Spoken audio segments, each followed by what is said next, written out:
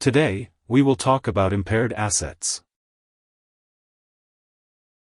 An impaired asset is an asset that has a market value less than the value listed on the company's balance sheet.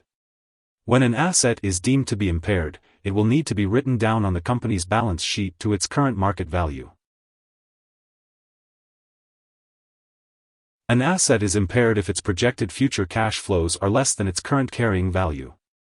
An asset may become impaired as a result of materially adverse changes in legal factors that have changed the asset's value, significant changes in the asset's market price due to a change in consumer demand, or damage to its physical condition. Standard GAAP practice is to test fixed assets for impairment at the lowest level where there are identifiable cash flows separate from other groups of assets and liabilities. For example, an auto manufacturer should test for impairment for each of the machines in a manufacturing plant rather than for the high-level manufacturing plant itself. However, if there are no separately identifiable cash flows at this low level, it's allowable to test for impairment at the asset group or entity level.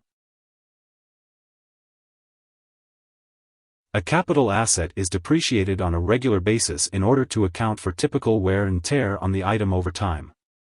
The amount of depreciation taken each accounting period is based on a predetermined schedule using either straight line or one of multiple accelerated depreciation methods. Depreciation differs from impairment, which is recorded as the result of a one-time or unusual drop in the market value of an asset. In 2015, Microsoft recognized impairment losses on goodwill and other intangible assets related to its 2013 purchase of Nokia. Initially, Microsoft recognized goodwill related to the acquisition of Nokia in the amount of $5.5 billion, plus another $4.5 billion in other intangible assets.